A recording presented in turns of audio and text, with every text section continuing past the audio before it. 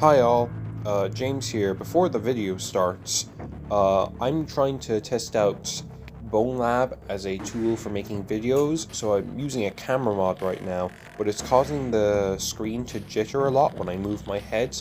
I'm currently trying to workshop a solution for that, so there might be another VR Pirates Cove podcast episode in the future, but don't count on it. And let's get into the video. Hello Internet, my name's James, and you're watching the Pirates Cove podcast, VR edition.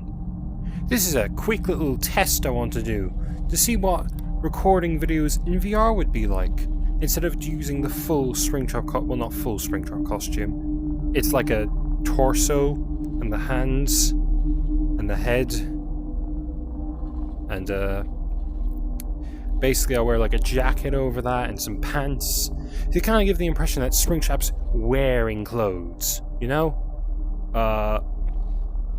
This is just a quick test video. I'm trying to get back into YouTube. I'm not really going to be able to post anything till sometime late June. I've been working on the script for a big Five Nights at Freddy's 4 video. It's mostly done. I'd say I think need like a single proofread, and then I'll kind of just figure that out. I think I'll just fix any issues with it. The big one I'm working on now, though, is a cislocation one, because you know how it is. When it comes to FNAF 4, cislocation... How do I put this? Trying to introduce some, physical acting into this performance. As you can see here, me walking around and stuff.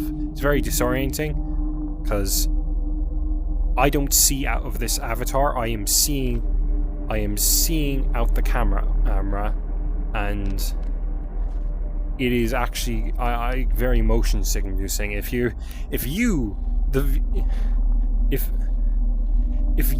viewer, wants to get into this sort of content creation, I'm sure the PC version of BoneLab has more adequate tools, but right now I'm not using the PC version of BoneLab, so I feel like I'm going to throw up. Well, it's kind of taming down a bit, but I'm sure the more I use it, it'll either get better or worse, and I'm just kind of feeling it out, you know? That's what this video is.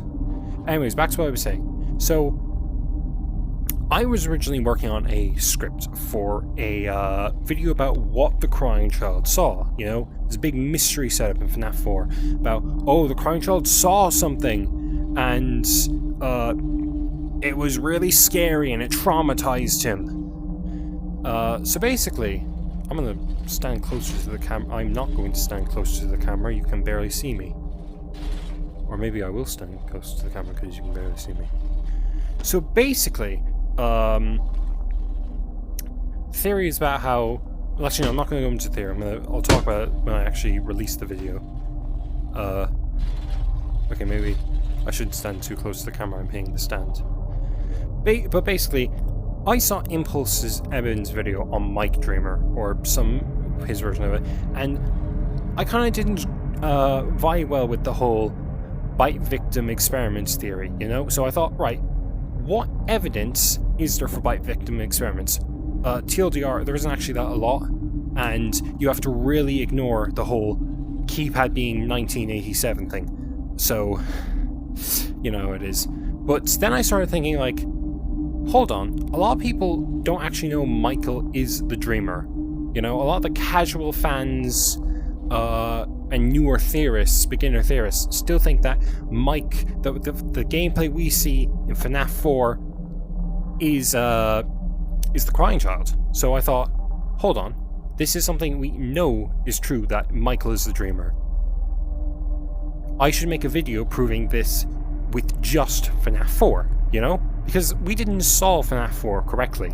Scott saw we didn't get the right answer, so he just gave us the right answer in cislocation and, what's it called? The survival logbook, that's what it is. So I've been working on a script that goes over that and improves FNAF 4 with just FNAF 4. That sentence is stupid. Sorry. It solves the player character in the nightmares of FNAF 4 with just the content in FNAF 4 and previous games. There is one exception for this, and that is when I'm talking about the crying child in the hospital. I mentioned that he's blind, but you can kind of reinterpret that with just the scene in FNAF 4, you know. Some might say, oh, that's not technically blind, that's just his last moment. So I kind of pull out the survival logbook and say, hey, it's directly stated that he is blind. So anyways, look forward in a couple months to that, and I'll see you then, I guess. This has been a very short, experimental Pirates Cove podcast episode. Most of them will go back to their usual stuff. I do plan on making some, like, unique VR gameplay for the backgrounds instead of just, you know, Help Wanted like it usually is. So, hopefully it'll be more entertaining. Of course, as a podcast, it's not supposed to be about the visuals, it's supposed to be about what I'm saying.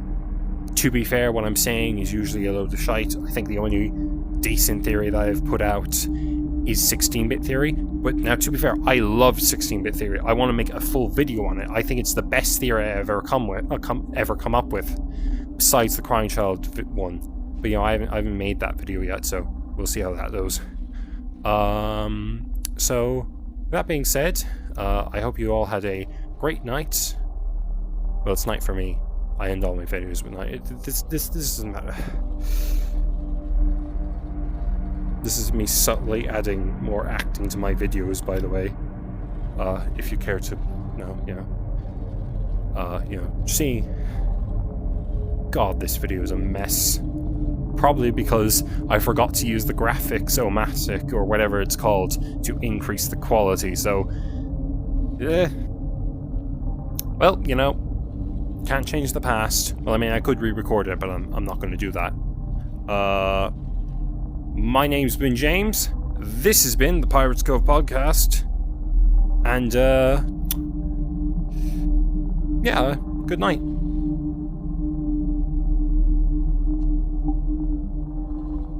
I meant to turn off the camera there. It's a bit difficult. Give me a sec.